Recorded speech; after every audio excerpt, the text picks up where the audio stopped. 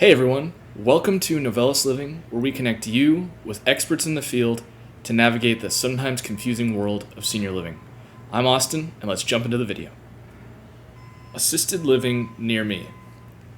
It's a phrase a lot of people have typed into Google, and they're instantly confused and overwhelmed and feel really anxious. There's so many options out there, and they all seem really expensive, they all seem really similar. What features are important, which ones aren't? At the end of the day, what you really want is you just want to find the best place for yourself or your loved one. So the natural next question is, how on earth do I choose the right assisted living community? To help answer that question, today I've brought on Rhonda Dolcater. She's the Vice President of Strategy and Analytics at Novellus Living, and she has over 25 years of experience working in senior living. Rhonda has a ton of great advice in this interview. My personal favorite portion was towards the end, when she's talking to the adult children of the seniors who move into our community, and basically explaining to them how to go through the very natural process of feeling guilty and stressed out for moving your parent from their home into one of our communities. So you're definitely going to want to stick around for that. That's very, very helpful advice. And let's jump right into the interview. Hey, Rhonda, thanks for coming on the show today. Hi, Austin. Thanks for inviting me. So how can you tell right off the bat as you're walking in the community, as you're asking questions, how can you tell if a community is thriving or not, especially from like a care perspective? Yeah, Austin, I think there's several things that you really want to consider when you're going to a community. I think the largest thing that I always tell people, and for me, when I go into a community, is to really see how the community feels. Not necessarily is it the pretty penny on the block, but really like when you walk in that community, how does it feel? Does it feel warm and like you're at home? Really looking at how the staff greet you. I think that that's really important to think about. A couple other things is like how do the residents look?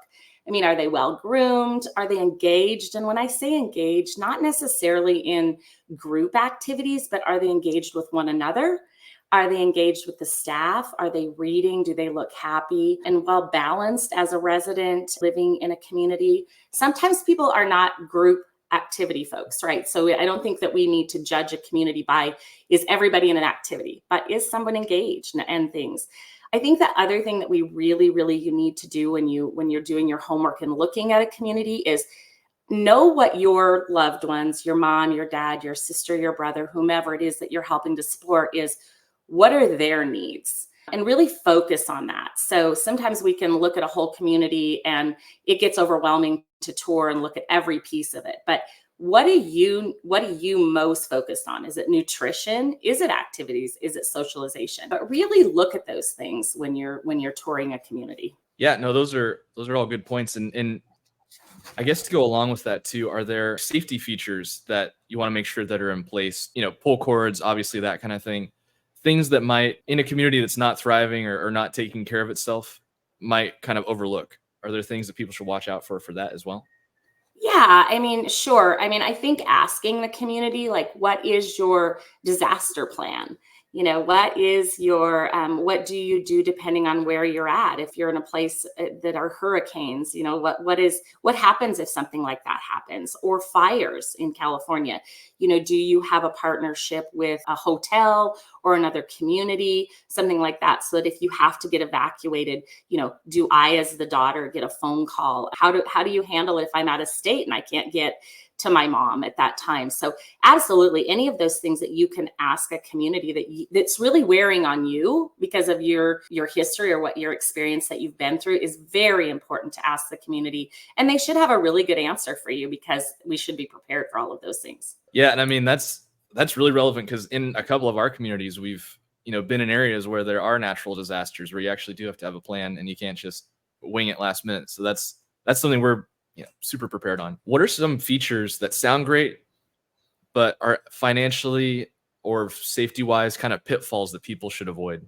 I think as sometimes the adult children of our parents, or we're really kind of looking at every aspect of a community, sometimes we can really look at, we drive up, it's beautiful, you walk in, the entranceway is just grandiose with, beautiful flowers and all of those things.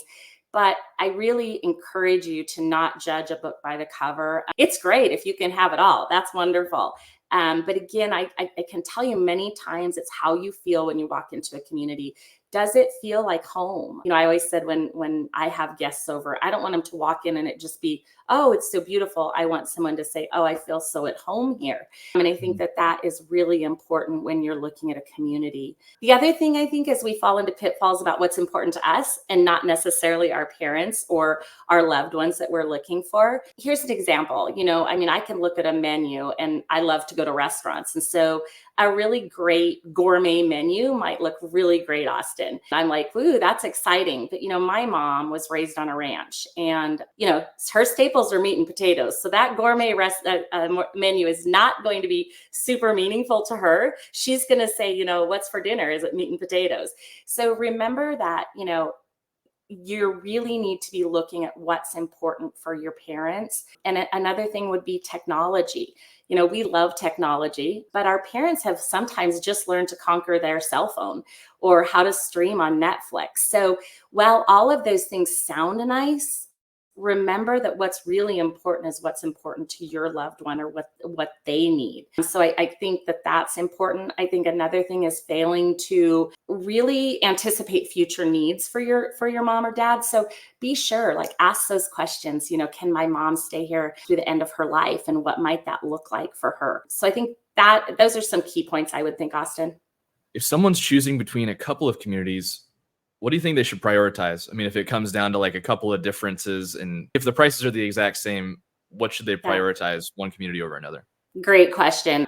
I think that that's a difficult one too, because when you start to search for, whether that's for memory care, assisted living, independent living, all of those things can be super overwhelming. A lot of times you're doing it in crisis mode. And I know you're going to hear this from me several times, but it's really think about how you felt when you're in that community. Did the staff, were they warm to you? Were they friendly to you? I think it's easy to pick the one that was the most beautiful. And again, many times that can be both. But again, it's just really how you feel. And can that community meet your parents' needs? So if you are looking at, maybe your mom or dad has some cognitive challenges, how long can my mom or dad stay with you? That's going to be different in different states when you're looking. You may not know that ahead of time, but ask that question. If my mom's cognitive abilities decline, can she stay here? If not, where would I go? Or do you have a partnership with another community so it would be seamless for them? The other thing I think is important is to remember that at some communities, many times as the person that is a specialist and is taking you around the community relations director, sales director, whoever that may be, may want to point out to you the many amenities that a community has. So an example would be, oh, look at our great game room. Look at this beautiful, magnificent pool table, or a media room that is just over the top with plush chairs and things like that. And for me, that might be wow, I would love it. But ask yourself, does your mom or your dad ever play pool? Is that really super meaningful to them? Do they watch movies? The other thing is that almost every one of our communities will have some room where we watch movies. But sometimes you can get a really plush media chair and a senior can't get in and out of it.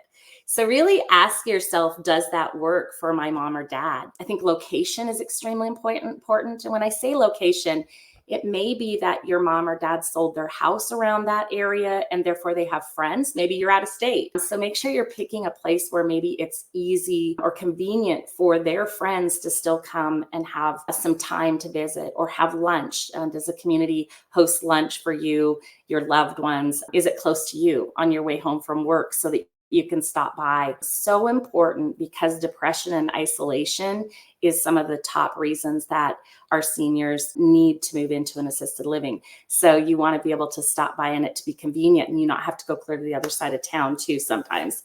So those would be some of the things I think if I was choosing an assisted living, those would be really important to me.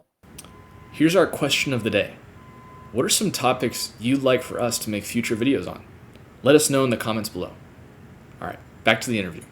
When a potential resident or their loved one is talking with employees or residents at a community that they're touring, what are some questions they should ask that aren't necessarily really intuitive? I mean, you're definitely going to ask about pricing and about room size and all that kind of stuff, but what are the things that just wouldn't necessarily come to someone's mind who's not super experienced with assisted living? I think that always comes down to, because what you don't know, right? I mean, that's always kind of what it is. And so I think several things are important. I encourage you, if you're going to tour a community, to potentially ask to tour during the lunch hour or even breakfast or dinner.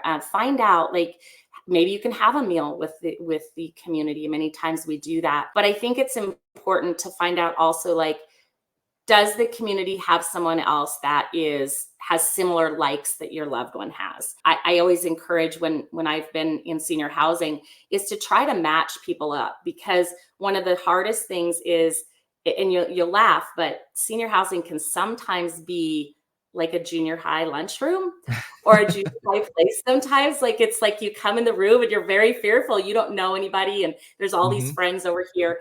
But if you let the person know, when you have that phone call, some interest that you're having, and we should be asking you those things too. You know, what did your mom or dad do in their life when they were flourishing? And were they in carpentry? Were they flying airplanes? What is it, so that we can also look for someone to have interest in that. I think another thing is asking about visiting hours. In my communities, if you want to see your mom and dad or your brother, your sister, you can come anytime you want to. And I encourage you to do that many times after your mom or dad have moved in, is to come and visit at different times. During the day, we have lots and lots of people at the community, but how do I access that community after hours? Is somebody going to open a door? Because the doors do get locked. We want it to be safe for your loved one as well. But, is it okay if I come in at 9:00 at night to bring by mom whatever she needed or what dad needs? And the other thing is, like, what are the activities? What are the transportation roles? Does my mom or dad get to go shopping at the mall or at Walmart or at the grocery store for those few things that they want to do, or just the social outing? I mean, I love to shop. So if I'm going to move into an assisted living, I'm going to want to know that I can still shop, right? So I think just asking those important things that are important to your parents, and don't be afraid to ask anything. A community should be able to give you an answer, even if it isn't the answer you want.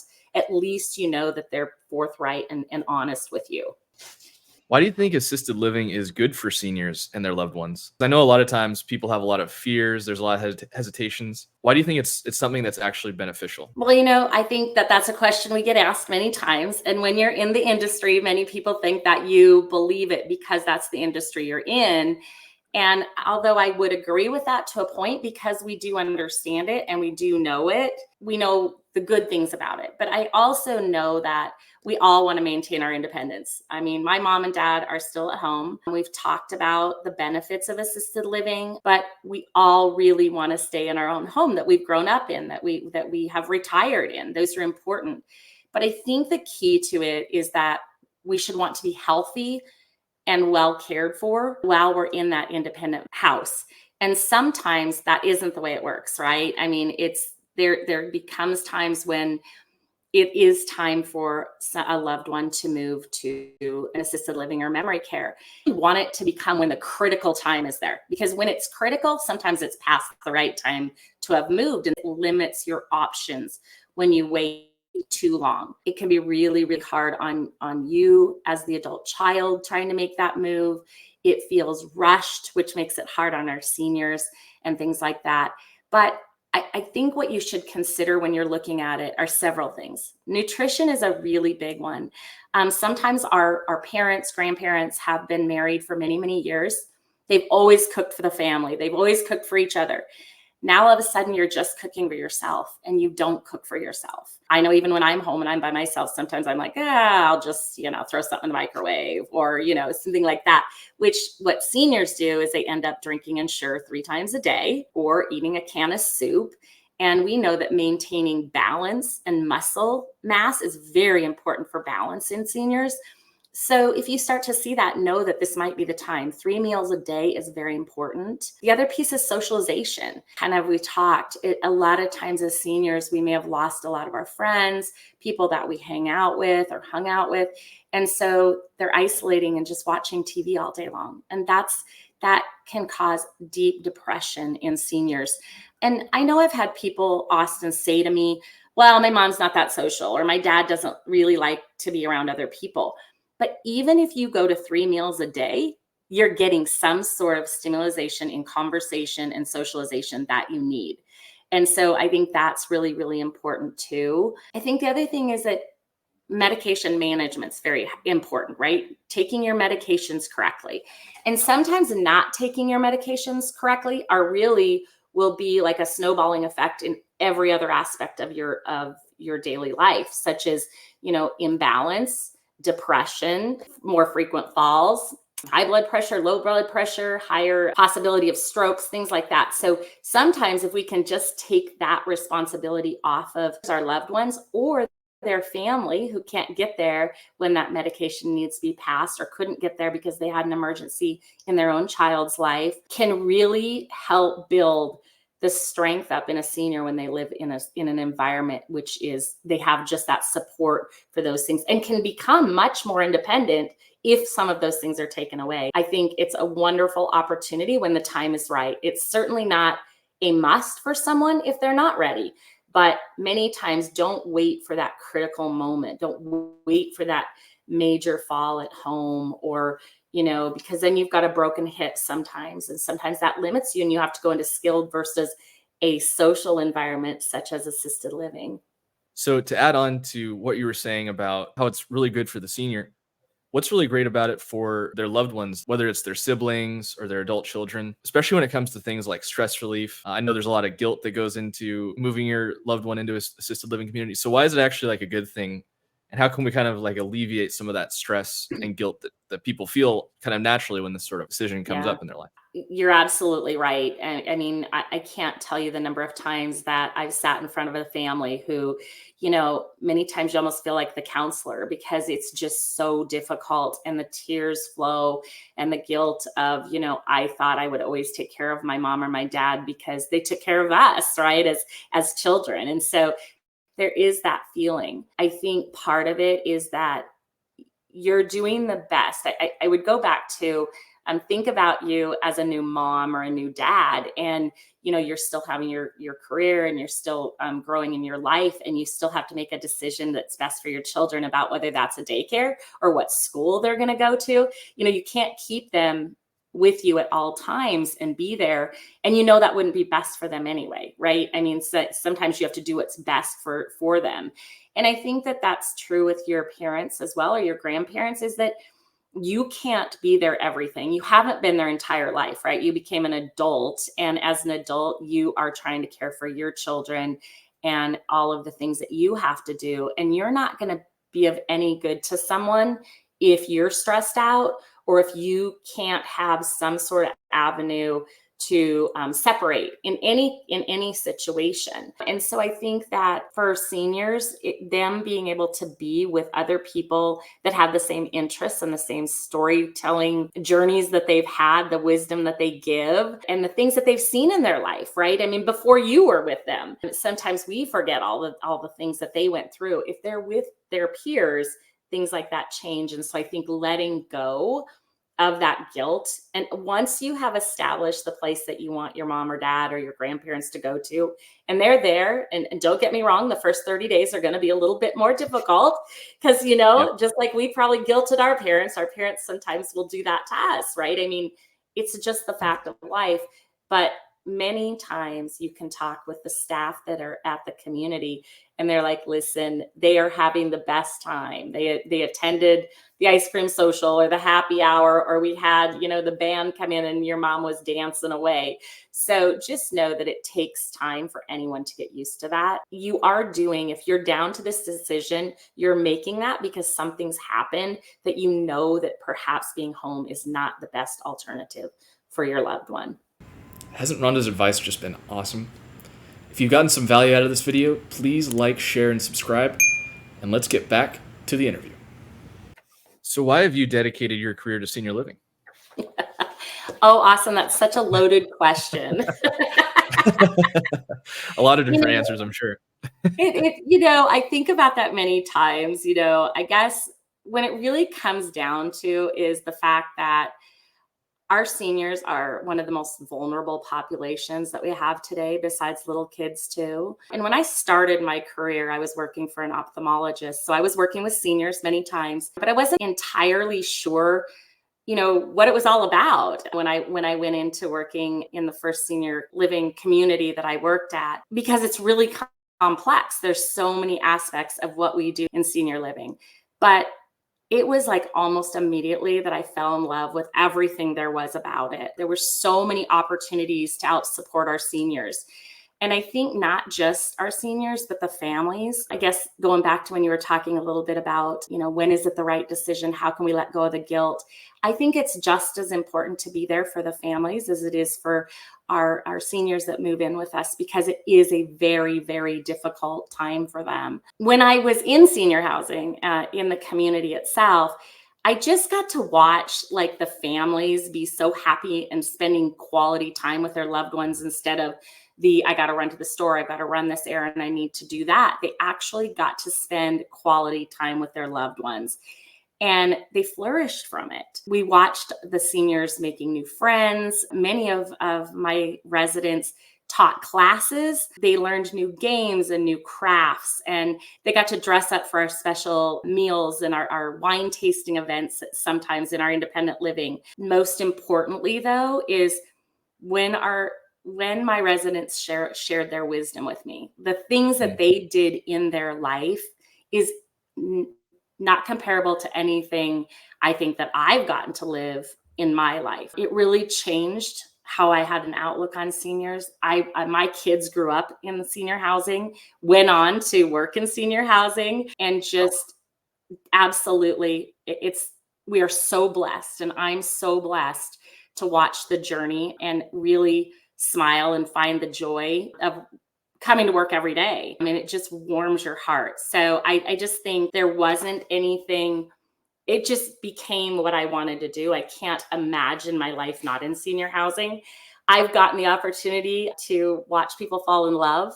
At the age of 90, I hosted a wedding at one of my communities. Wow. Love crosses all ages, believe me. So I don't think that there's just really another alternative for me, because I really feel like what we do, or what I have been able to do, has blessed me as much as I hope I've blessed families too. That would be why.